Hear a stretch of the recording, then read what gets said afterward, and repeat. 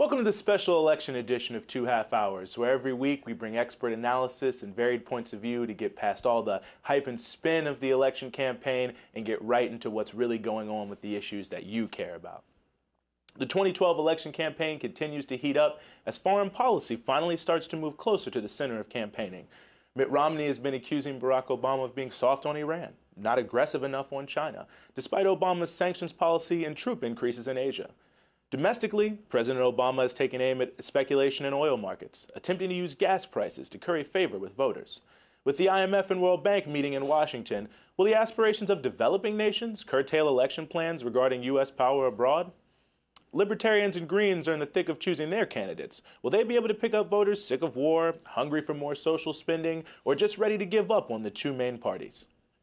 Joining us here today as we survey the election terrain, we have with us Dr. Wilmer Leon of Howard University, Mr. Timothy Lee of the Center for Individual Freedom, and Mr. Brian Darling of the Heritage Foundation. Thank you so much, gentlemen, for joining us here today. Thank you. So we're just going to get right into it, and I want to start with you here, Dr. Leon.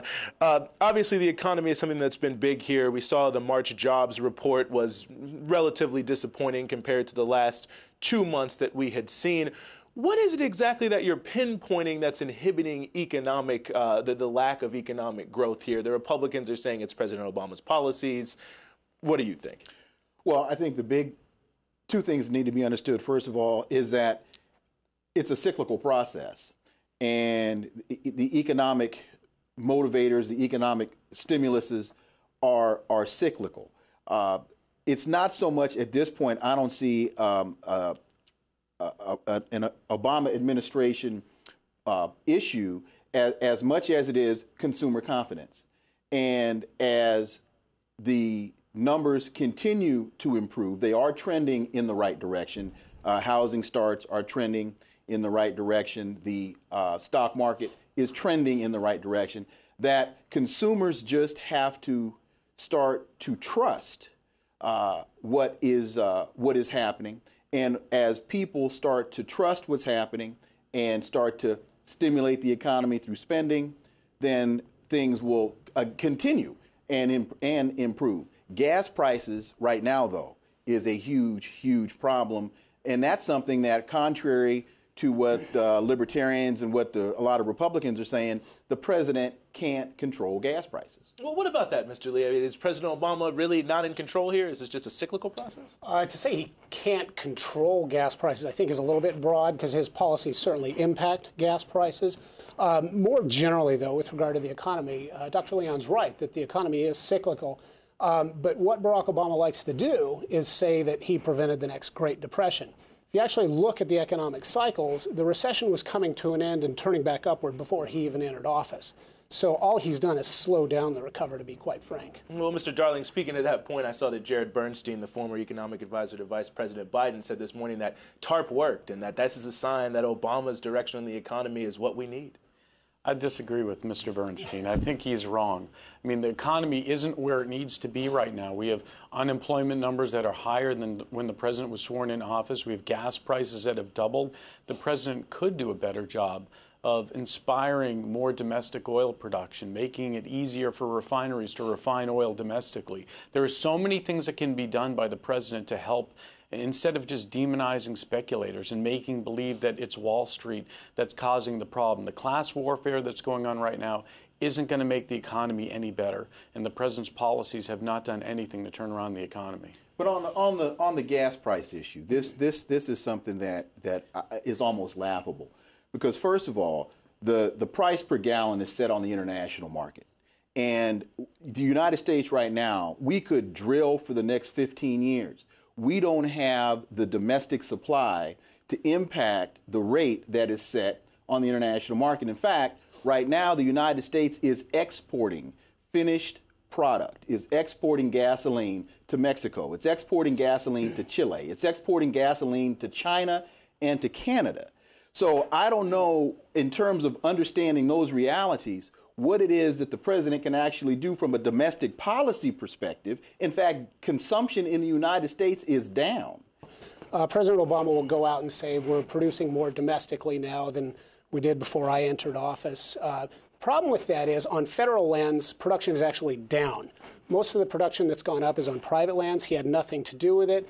These are sorts of things that were in the works for years and years before he got in. Another thing that's sort of ironic is that 10 years ago yesterday, I believe it was, they had a speech or even a vote in Congress on opening up ANWR.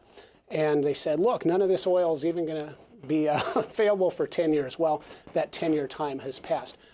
There's a lot of oil out there that could be opened up even more, whether it's offshore or whatnot. And that's not going to bring $4 a gallon prices down to $1, but it can certainly affect futures, and it can send the signals that there's going to be more supply out there, and it most certainly can affect gas prices. Well, speaking of that, Mr. Darling, because you highlighted speculation, but the St. Louis Fed released a report about a month ago saying that in the past decade, about 15% of the spike in oil price rises was due to speculation. So why is Obama off base there?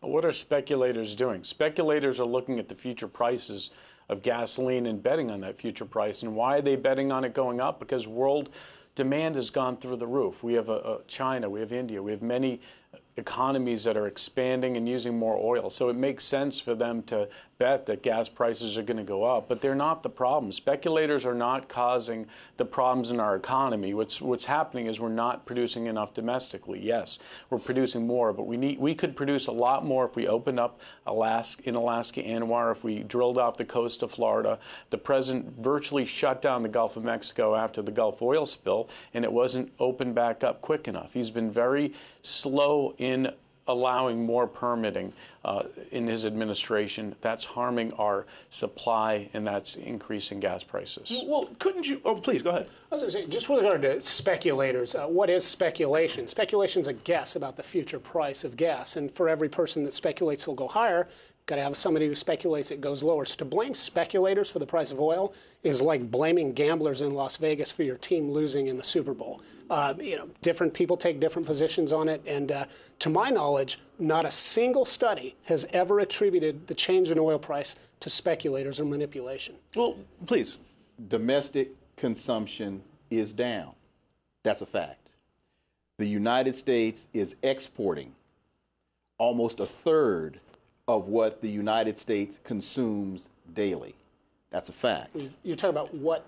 Finished fuel product, right. Gasoline. We are exporting more than we consume.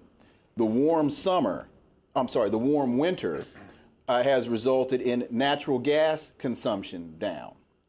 One of the things that's impacting international oil prices is the fact that Japan, not being able to get its nuclear reactors back online, is now demanding more oil than it would if it had nuclear capacity.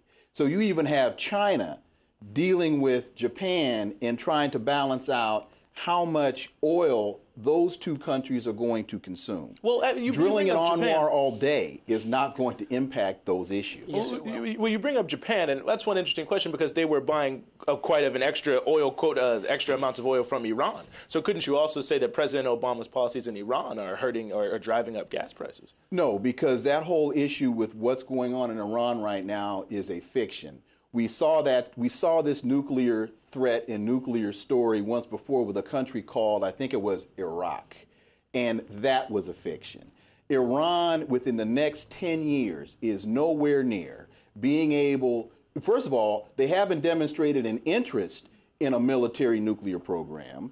They have not demonstrated the capability of producing plutonium to the quality that they would need for a military program. They don't have a delivery system for a program. It is a threat. I mean, it is a But for argument's fiction. sake, let's say that this administration is right and that that Iran is trying to secure a nuclear weapon. You would agree that then it would be okay to sanction Iran and to try and do everything in our power to keep Iran from getting a nuclear weapon? If that were true, and if it were raining outside right now, I'd have a raincoat on, but it's not. So you don't believe the Obama administration? On this one, no. Yeah, they're wrong. They are. I disagree with you. I agree with the Obama administration. Well, no. On this one, they're as wrong on Iran as the Bush administration was on Iraq. couple of things. First of all, we weren't wrong about Iraq. After the first Iraq war, we discovered, to our surprise, that they were much further along in their nuclear program than we had thought, and were reaching a danger point. Secondly, with regard to Iran, this is a nation that's they're building a lot of these facilities underground. If these were for peaceful purposes only, they presumably wouldn't need to be hiding them in that sense. Also, to my understanding, and I'm no nuclear physicist, but my understanding is they're enriching the uranium for weapons grade, much higher grade than they need to for civilian purposes. But even the CIA says that they don't believe that Iran is creating a nuclear bomb, and most nuclear weapons are 90% enriched uranium, not 20%. Are you talking about that 2007 report? And what they testified in front of the Congress as well. They haven't even gotten to 15%. In terms of the ability to enrich uranium. What they're using right now, I think they're somewhere around 7 or 8%, which is domestic energy production and for medical production. Again, they don't have the centrifuge capability. They have demonstrated absolutely no real capability in doing this. The administration is wrong on this, and if you look at who's leading the discussion, it is Israel, and it is the Obama administration supporting the policy of Israel that is driving this whole dialogue. It's not any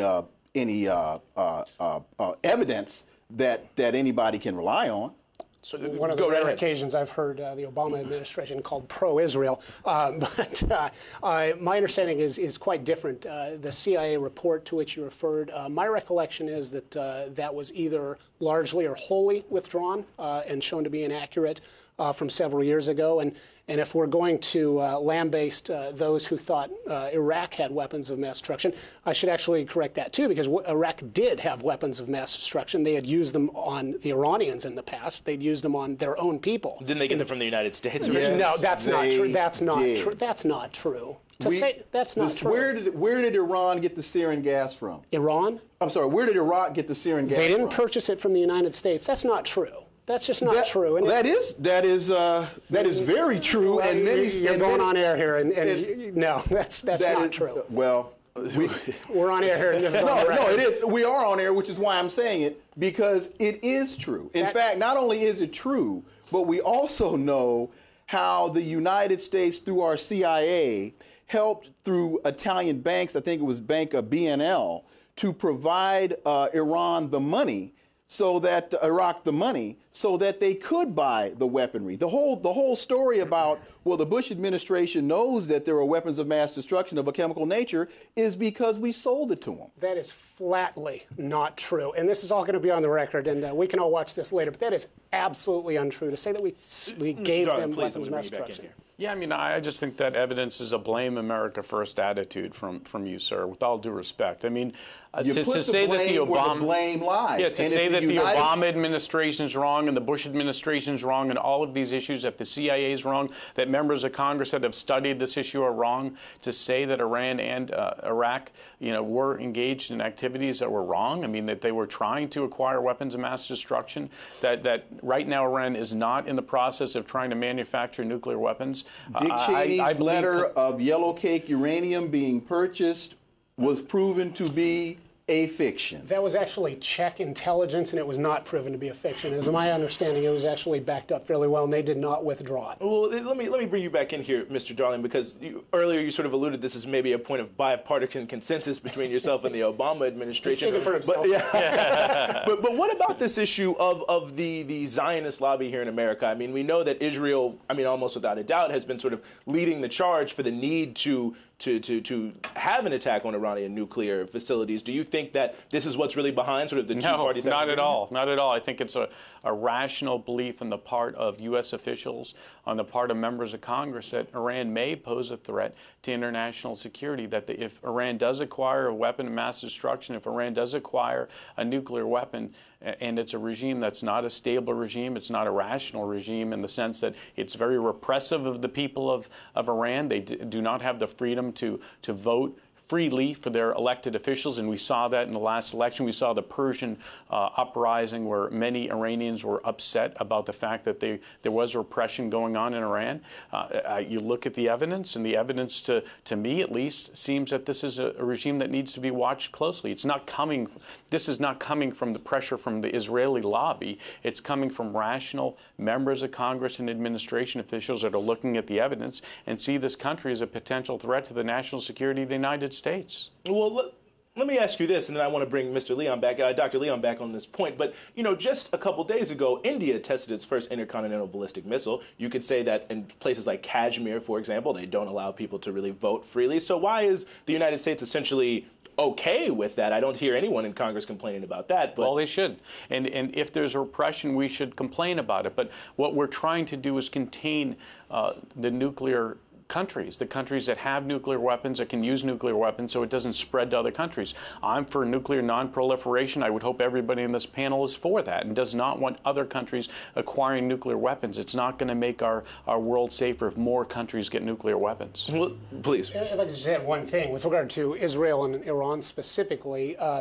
Iran has threatened multiple times, the leader of Iran has threatened and advocated the utter elimination of Israel. I can't recall the last time that, no, he's done that.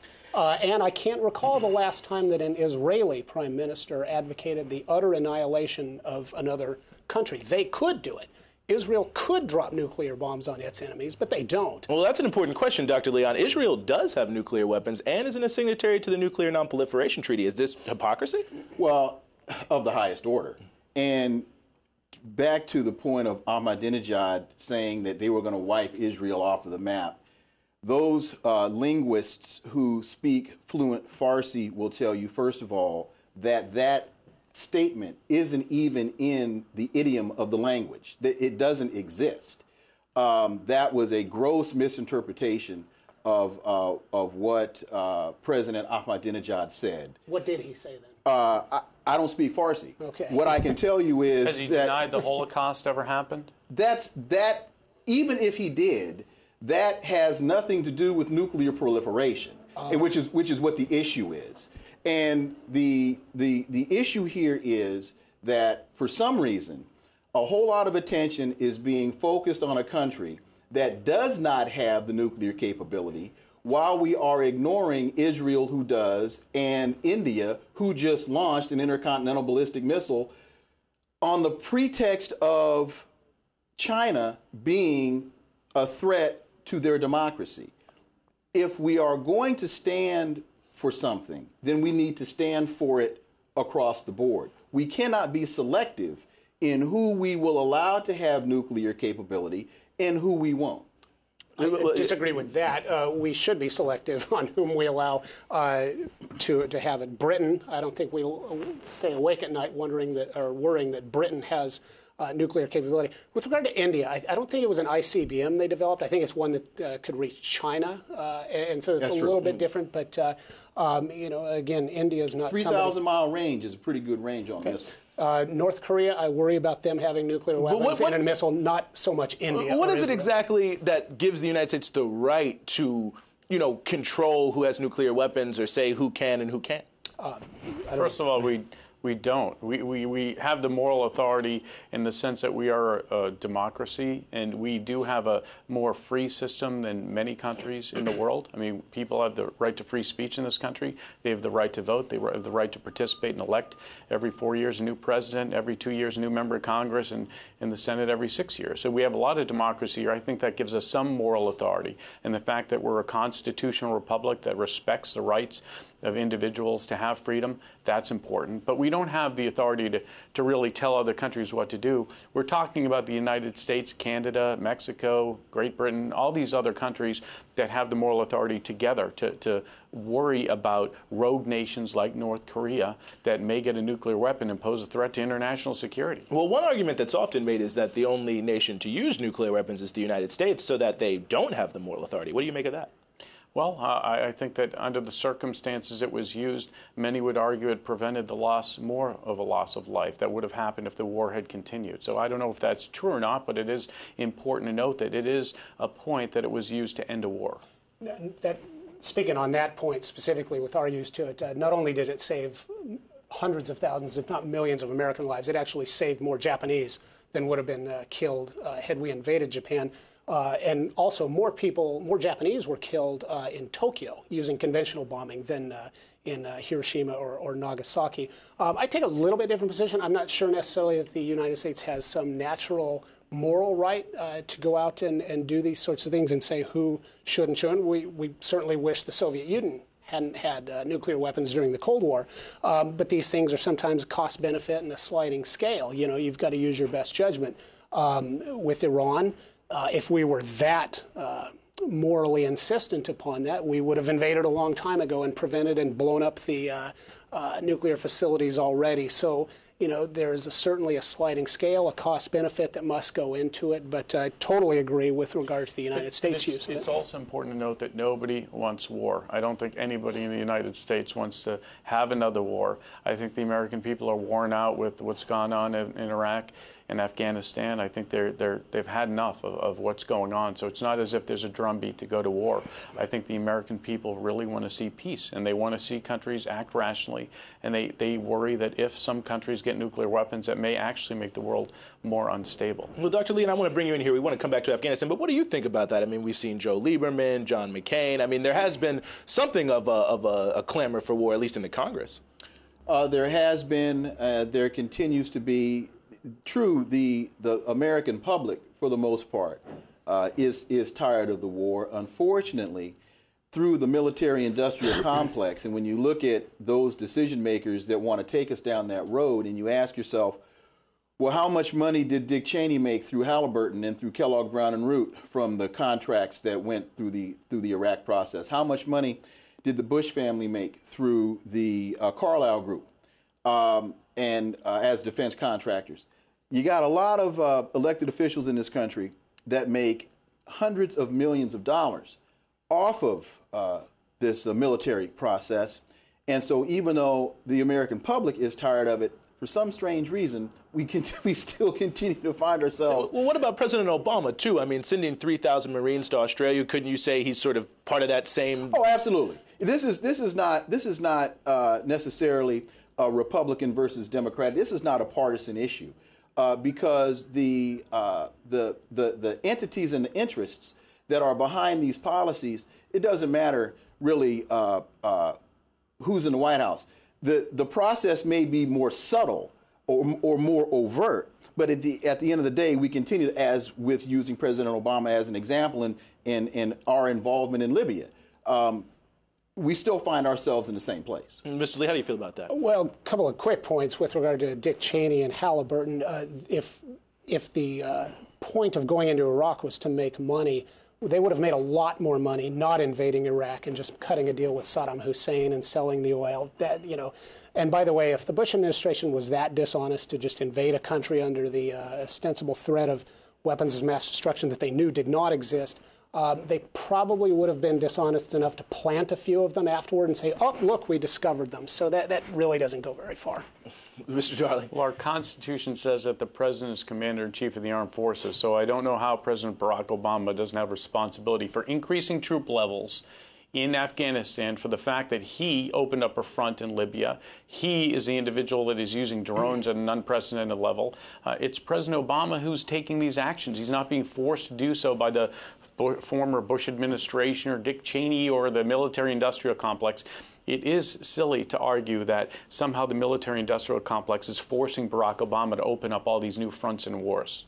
If I could ask one question, I'm unaware of any politician, whether it's Joe Lieberman or anybody else, specifically calling for war with Iran. I know that people have been more hawkish in terms of saying we've got to prevent Iran from gaining nuclear weaponry, and we've got to keep military options on the table. But I'm unaware of any leading politician that has called for war with Iran. Well, I do believe. Well, I mean, obviously the infamous John McCain bomb Iran. That was a few years ago. But certainly, I mean, I guess it's the devil's in the details. He wasn't introducing a war resolution. Fair enough. He wasn't. Well, you could also say that President Obama is in this situation where he hasn't officially declared war.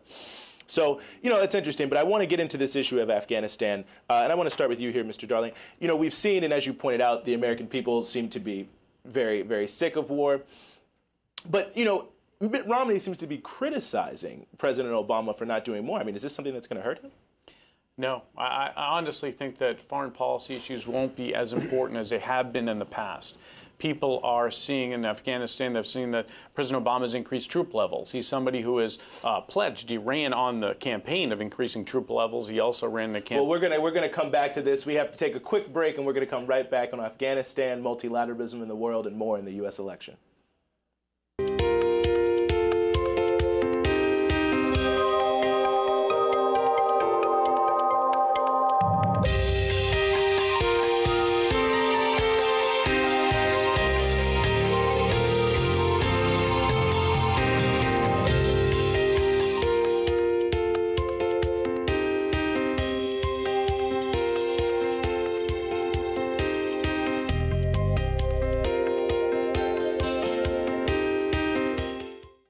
Welcome back to the special election edition of 2 Half Hours. We're joined here by Mr. Brian Darling of the Heritage Foundation, Mr. Timothy Lee of the Center for Individual Freedom, and Dr. Wilmer Leon from Howard University. Now, last half hour, we were discussing a little bit of Afghanistan, and Mr. Darling, you were talking about the rise in anti-Afghan war sentiment, and I was asking you whether this was going to hurt Mitt Romney's chances because obviously he's criticizing President Obama for being a little too soft in Afghanistan. Is he not? Yes, but President Obama has increased troop levels in Afghanistan. He is somebody who wanted to have a surge in Afghanistan and ran on that in 2008. We are well beyond 2008. We're still in Afghanistan. I think if the American people are burned out about the war in Afghanistan, they're not probably going to like Mitt Romney's position on the issue, nor President Obama's position on the issue, because they don't understand what we're doing right now. What is our end goal? President Obama has done a poor job of saying what our end goal is in Afghanistan and explaining what our goal is before we pull out the troops. And if the country devolves into a civil war and the Taliban takes over again, it's going to look like we wasted a lot of time and resources in that country. Well, Doctor, please. I was just going to add, I think the major criticism from the right of President Obama is that he advocated the surge and certainly did so when he was running for election, and Iraq was the bad war and Afghanistan was the good war. But I think the major criticism is that he hasn't listened to the generals in the field there who have said we need this amount of troops to accomplish the mission, et cetera, and that he's used it a little more to his political advantage by trying to get them out prematurely when that's more of a political decision than a military decision. Dr. Leon, as a political scientist, how are you viewing this? Is this something that could, hurt both candidates, that, potentially could help a third-party candidate? Well, I don't know that it could really help a third-party candidate because based upon the economics of campaigning in this country, a third-party candidate would really have a very heavy lift in terms of national impact and dialogue. Mitt Romney right now has been forced into on this issue and a number of other issues, has been forced into a no-win situation because he's had to move so far to the right in order to keep the Tea Party on board, in order to keep the Christian conservatives on board, that Mitt Romney has become a guy that even Mitt Romney doesn't even recognize when he asks himself, who is this in the mirror? So his criticisms of President Obama are really unfounded as it relates to the Afghan policy. President Obama is doing probably the only thing he can do is talk about a date certain for withdrawing troops from Afghanistan because we've lost in Afghanistan, and to continue to spend blood, life, and treasure trying to create, at least in the minds of the American people, some kind of salvageable identity that we can then point to and say, this is why we did it. This was a good thing. It's a waste of too much human life. It's a waste of too much money. And we never should have gone in there in the first place. And the longer we stay, the worse it gets. So I didn't know if you want to get in there. Totally. It's great. You're saying we shouldn't have gone into Afghanistan at all? Okay. For what? Why did we go in there in the first place? First of all, we won in Afghanistan. We toppled the regime, which was our goal going in. Secondly, we have run the Taliban out. They raid by night. They're not popular even amongst their own people there. We've actually won. Unfortunately, the job's not quite finished. But with regard, the Taliban is one of the great misnomers that has been projected to the American people. The Taliban is more of an ideology than it is an actual resistance movement. But they're a And that is governing why party. the Taliban has spread. You now have the Taliban in Somalia. You now have the Taliban. There are Taliban factions all around the world because it is an ideology. It has never been a tangible, organized military force. That's not true. The Taliban ran Afghanistan before we went in there. But real quickly, with regard to Mitt Romney supposedly being pulled so far to the right, if he was controlled by the vast right-wing conspiracy, he probably would have renounced the individual mandate that was imposed in the Massachusetts healthcare plan. He's not. And so that's to say that Mitt Romney is a captive of the right as well is inaccurate. In Afghanistan, the Taliban harbored individuals that planned 9/11 here in the United States. And that is reason enough for every single member of Congress, with the exception of one, to vote for an authorization of force to go in Afghanistan. I'd say if you polled the American people, they still would say that going in the front end made sense because that is where 9/11 was planned, in Afghanistan. The Al-Qaeda was located in Afghanistan planning this attack against the United States, and I would hope that most Americans would think that that is a rational reason. After we're attacked, 3,000 Americans killed, and it wasn't some. I hope you're not a conspiracy theorist that somehow believes that the United States government was involved in the 9/11 conspiracy. Can I ask a question real quick? Just a quick question? Wait a minute. Did you mean to say Al-Qaeda when you said Taliban?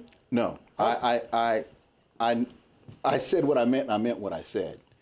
Throwing that conspiracy thing in is ridiculous. If I'll give you that 9/11 was plotted out in a cave in Tora Bora, we'll give you that. So what you do in that instance is you send in special forces. You send in, as Donald Rumsfeld wanted to do, he wanted to implement a smaller, lighter, more responsive military function. So what you do is you send in a smaller group, a lighter group of special forces to go in and capture or eliminate the individuals that were responsible for that. You do not need to go in and invade an entire country. And if we were truly trying to get to those who were quote unquote responsible for September 11th, since we know that 4 or 5, if not 6 of the individuals that were involved were actually Saudi citizens, then why didn't we invade Saudi Arabia? Well, Mr. Darling, I want to get you in on this, but let me put one more thing in front of you about it. Based on the logic you were just using, I mean, it was correct for America to go into Afghanistan because they harbored individuals who attacked the United States. Isn't that sort of dangerous logic, though, with the United States launching attacks all around the world? Can't they argue by that same logic it's legitimate for them to take actions against the United States? I wouldn't argue that. I mean, we're talking about a country that harbored individuals that planned an offensive attack against the United States in New York City, killing, and D.C. and in the airs, killing 3,000 American citizens. You attack the United States, you should expect that the United States government's going to authorize military action against the individuals responsible. So what I'm hearing is that you may agree with the war resolution, you just disagree with the tactics of what was done by the United States government to go after the individuals responsible. That's a reasonable position, but it is reasonable for the United States government to go after individuals that attack the United States. Mr. Lee. If I could add really quickly, you said that we should have gone in with more of a special forces emphasis, a lighter footprint, that sort of thing. That's exactly what we did in Afghanistan. The influx of troops came much, much later, and so that was point one. Point two, you said it was planned in a cave in Tora Bora. Actually, the Taliban, which ran Afghanistan, had fostered Al-Qaeda, and they allowed them to carry on there, and that's where they plotted 9/11, and that's why they were removed from power, which shows the success of our invasion of Afghanistan. But what about that, though? Because didn't the United States do quite a bit in the 1980s to pump up the Mujahideen? I mean, what responsibility does the United States carry for these actions? Well, we certainly supported them fighting against the Soviets, but we didn't, foster their plotting of terrorist attacks, flying airlines into Moscow or anything along those lines. And so to equate, terrorism and what later came of a force that we had helped supply. It's sort of like saying, we helped the Russians in World War II against the Nazis. Does that make us sort of guilty for what Stalin and then Khrushchev, et cetera, did in subsequent years? There's not a tether there. That's a very good question, because what that really gets to is a fallacy in American foreign policy for a number of years, and that is that we tend to base our policy on the enemy of my enemy is my friend. And so because at the time the Soviet Union was our enemy, then we're going to back anybody, and we're going to train and we're going to fund anybody who wants to take a position against our enemy at the time. We backed in Iraq. We backed Saddam Hussein. Why did we back Saddam Hussein? Well, because he was a secular government that was fighting Iran, and at the time, Iran was our enemy. So we're gonna provide him training, we're gonna provide him money, we're gonna provide him weaponry, which is why, in a number of instances, we find ourselves time and time again being shot at by the very people that we funded and trained, and we find ourselves being shot at with ammunition that we paid for with American tax dollars. And that's why you have to get to this point of understanding, when you base your policy on the enemy of my enemy is my friend, over a long term, A, it's not a moral basis for a foreign policy, and B, it winds up costing you in the long run a lot more than you had anticipated on the front end. Yeah, disagree. First of all, supporting the enemy of your enemy is helpful. Like I said, with Joseph Stalin in World War II, he was certainly the better of the alternative versus Adolf Hitler, and sometimes it's a matter of alternative. Secondly, with regard to Iraq, they were generally supplied by the Soviet Union, not the United States. The Iraqis used generally Soviet weaponry. Iran used American weaponry.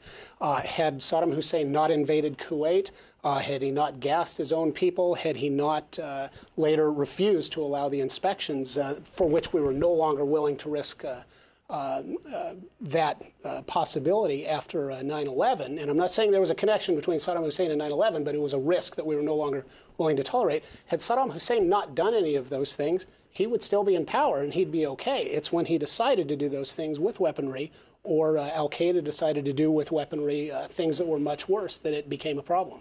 Well, Mr. Jarlin, let me ask you this, though, because, we see the situation in Bahrain right now, and the United States government has been relatively silent on what's going on in Bahrain. Obviously, our fleet there's all these different interests that the United States has there. But doesn't that really sort of stain the moral credibility of the United States to say that we support democracy and freedom around the world, and then, saying nothing while they race the Grand Prix, right, where they're suppressing protests? Well, the end goal, first of all, the first goal of American foreign policy is protecting the United States. That's number one.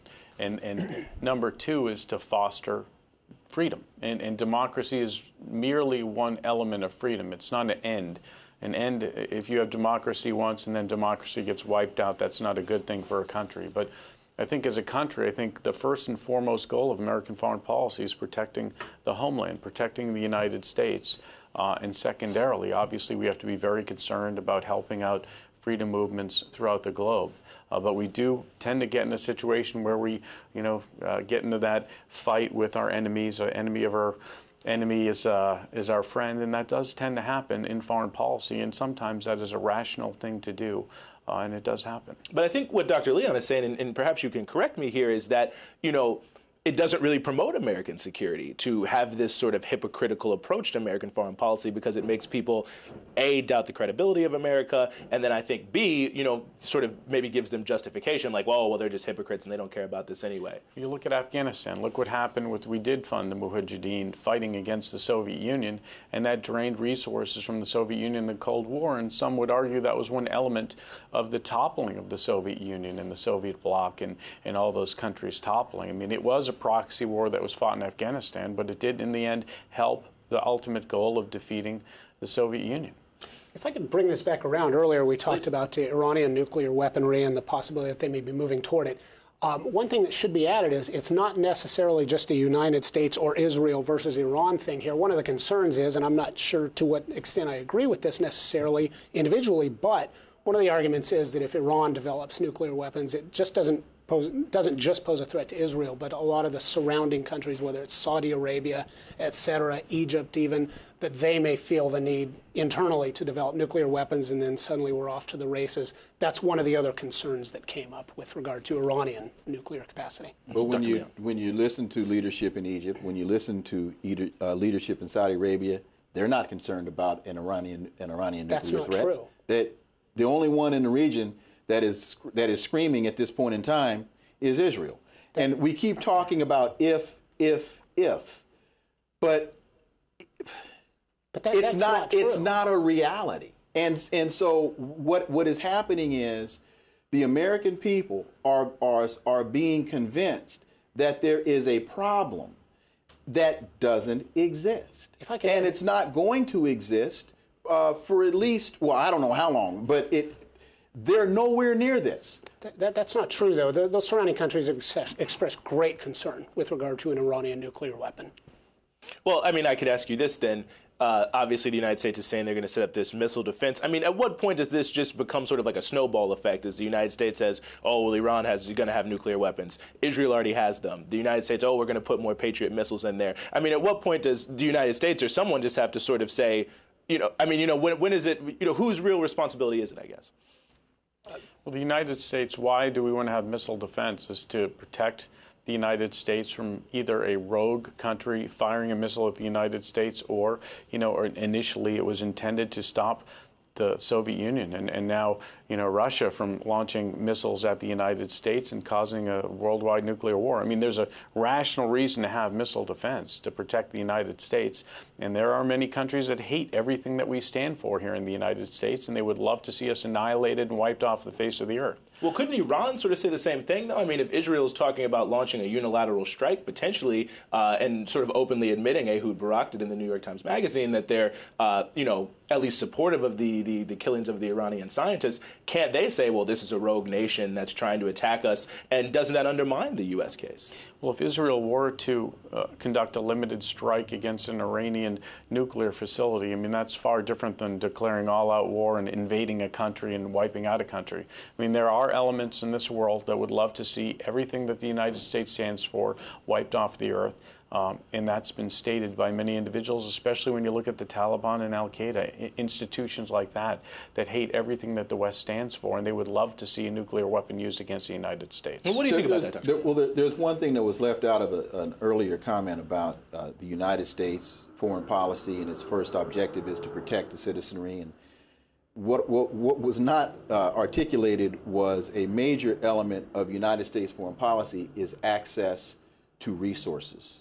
And one of the major reasons why the United States got involved in Afghanistan, particularly recently, was as George Bush was former President George Bush was going through the former Soviet republics, cutting oil deals with Turkmenistan, Kyrgyzstan, and some of the others to create this pipeline to come through Afghanistan. To bring crude oil out of those regions. One of the things that the United States was not going to tolerate was a Taliban government that was in control of the country. So as we talk about all these lofty goals about protecting the citizenry and all that stuff is great and true, but we cannot ever dismiss access to resources in terms of a major driving force behind why the American government does what the American government does. No disrespect intended, but that was one of the arguments of Michael Moore in Fahrenheit 9/11, that there was some pipeline going through Afghanistan which justified American invasion. That was thoroughly debunked. My understanding is... Actually, I didn't get it from Michael Moore. I got it from Oil and Gas Journal. I didn't say you got it from Michael Moore, but that was one of the arguments raised. Well, that may be, but I didn't... I'm sorry. That is Oil and Gas Journal flatly a false accusation. My understanding was the pipeline was canceled long before 9/11, and that was thoroughly debunked. I do believe that there are still plans, though, I mean, as part of the American strategy for redevelopment of Afghanistan to try to take advantage of natural gas and the ability of pipelines to run through the country to, help their economic development. There could be, but to say that that was a justification for us going in, that was addressed very thoroughly, and it's just simply not true. In fact, it was James Baker III and former President George Herbert Walker Bush that had gone into the former Soviet republics and cut these deals. Those deals are in place. Those contracts have not been voided, and it is the intention of the American government to bring those resources out of those countries. That doesn't work really well time-wise, though, and I don't mean to monopolize here, but the Berlin Wall fell in 1989, and the Soviet Union disintegrated toward the very end of the Bush administration, so I'm not sure that even on a time scale that really makes a lot of Mr. Darling, I want to bring you here on this issue of resources. The slogan for the anti-war movement in America was "No blood for oil." I mean, what do you think about these assertions? I think the assertions are ridiculous, but I would agree that we should not fight wars for oil. I agree with that idea. But we clearly are fighting a war in Afghanistan that started with Afghanistan harboring individuals that attacked the United States.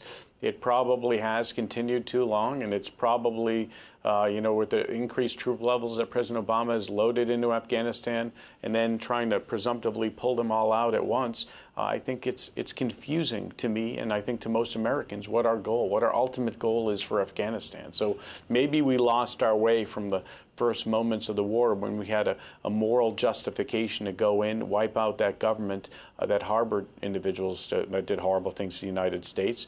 And maybe we've had mission creep, and now we're in a situation where we don't really have really specific goals for the future of Afghanistan. And maybe that is a problem. Maybe that's something President Obama needs to sit down and figure out and explain to the American people, because he hasn't done so to date. Well, it's interesting. I mean, isn't that kind of cut both ways, though? I mean, isn't that a sign that the Republican Party has no real answer either for what's going on in Afghanistan, which is such a major issue for voters? Well, I would agree that the Bush administration didn't do a great job of explaining to the American people why we'd continue to have forces in Afghanistan. I would agree with that idea, and I would say that they didn't do a great job of selling it to the American people, and that led to a turnover in Congress. You can look at 2006 and 2008 as referendums on the war in Afghanistan and Iraq, and it didn't go so well for Republicans. But now this is something that's been inherited by a new administration that claimed they were going to change the way that things worked in Washington, D.C., and they haven't changed a thing. Well, let me ask you this, Dr. Leon, and I want to get everyone's take on this.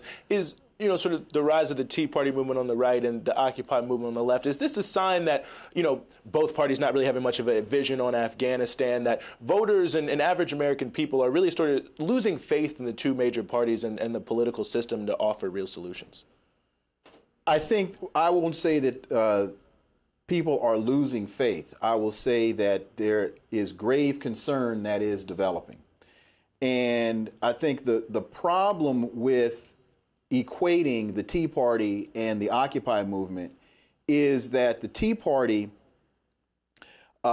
is really a extension of a right element of the Republican Party. I mean, Tom Tancredo, Republican Congress member, spokesperson for the Tea Party. Sarah Palin, former vice presidential candidate for the Republican Party, speaking at developing Tea Party operative. What's her name from Minnesota? Michelle Bachmann. Michelle Bachmann. So they are more of a recognized element within the established party. The Occupy movement doesn't enjoy that same level of support and recognition from the Democratic Party. But to your point, I don't think it's so much that people are so disgusted and frustrated. I'm not going to put it at that point yet. I think a number of individuals on both sides of the spectrum are gravely concerned. Mr. Lee. Well, I mean, for decades, even centuries now, we've talked about third parties and the threat that they pose to the two-party system. In 1912, 100 years ago, Teddy Roosevelt ran on the Bull Moose Party, essentially cost William McKinley the election. So it's been going on for decades. The Republican Party was brand new when Abe Lincoln ran. With regard to the Tea Party and Occupy specifically, I think that just reflects the fact that the Tea Party is much more of a widespread movement and much more popular amongst the total American electorate than the Occupy movement is, and therefore there's a little bit more overlap between the parties. But Tea Party is certainly not happy with a lot of what establishment Republicans have done. So, but I agree that it's a little bit more of a broad-based party, and there's more overlap with the party. But I think that just reflects popularity and amount of support generally. What about that, Mr. Darling? Well, I think many people would credit H. Ross Perot for helping Bill Clinton win the presidency. And third parties have had a lot of power in this country. The Libertarian Party consistently gets over between 1% and 2% when they run a candidate for president. They're on the ballot in almost every single state. And I think there's a lot of support for the idea of a third party. I think that the Tea Party movement and the Occupy movement does show that people aren't 100% satisfied with the established parties. I would agree with that idea. I think on the right, I think the Tea Party is upset with Republicans supporting the idea of bailing out Wall Street. I think on the left, I think the Occupy movement is discussed with the Obama administration's continued support of these wars that they claim they were going to end. So this is an outlet, been an outlet for people dissatisfied with both parties. Will it translate to votes for third-party candidates? Probably not so much, but I think the continued push against the parties will maybe make the parties change a little bit more so than third parties winning any elections. And what about those who have backed Ron Paul's candidacy in the Republican Party? I mean, is this a grouping you think will sort of fall in line behind Mitt Romney, not vote, perhaps go to Gary Johnson, the Libertarian Party? I think some of them will go Libertarian and vote for Gary Johnson. Some will probably vote Republican because Ron Paul's still going to be a Republican in the end. Maybe he will be supportive of Mitt Romney. We'll see what happens. But it's a very strong movement. There's always been a strong libertarian strain in the Republican Party, and Ron Paul has tapped into that, and he's gotten over 1 million votes. He's got a lot of support on the part of many Republicans. Mr. Lee, I saw you want to get in a little earlier. I would agree with that, and he makes a very good point about the two parties beginning to take in some of the concepts of third parties. 1968 is another example where George Wallace was a third-party candidate running, and so I think over time you'll see a lot of, well, I think the Democratic Party obviously already does take on a lot of the Occupy Wall Street movement. You know, we've got, frankly, the nonsensical Buffett rule. That's a reflection of Occupy Wall Street. It doesn't raise any substantive amount for deficit reduction. It's really just an intellectually unserious movement, but I think that reflects the Occupy Wall Street. Whereas with the Tea Party, I think a lot of that has been incorporated into the Republican Party. But I think Brian's absolutely right. Well, Dr. Leon, I'm going to give you the last word here. What about that, though? Is embracing some of the demands of the Occupy movement, is that a positive thing for the Democrats? Is that, I mean, income inequality does seem to be something that people are worried about, concerned about. Well, it could be, from a Democratic perspective, it could be, since a lot of the issues that are being articulated by the Occupy movement are represented by many of the people who put President Obama in place in the presidency in the first place. The problem is President Obama has run from his base, and people are confused as to we sent you here for a reason, and you're not articulating, you're not even fighting for the things that we sent you here to do. So I'm not quite sure. And now what President Obama is trying to do is move, at least from a perspective, or from a perception perspective, back to his base. Don't know if he's going to be successful and able to do that. Well, Dr. Leon, I appreciate it. Gentlemen, I thank you so much for joining us here today. And as always, that'll wrap things up for us here in the special election edition of 2 Half Hours. Once again, I want to thank Dr. Leon, Mr. Lee, and Mr. Darling.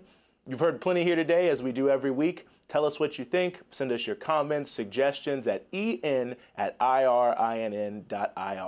Next week, we're going to talk about a lot of things. Will President Obama and Governor Romney respond to voter desires to leave Afghanistan? Will smaller party candidates take advantage of the two parties' weaknesses? Which candidates are going to benefit the most from a murky economic picture as we move forward here? And will issues in the Middle East really impact the candidates' campaign strategies? Join us again next week with a new panel of experts as we look into the crystal ball here on 2 Half Hours with me, Eugene Puryear from Washington. Thank you. Till next time.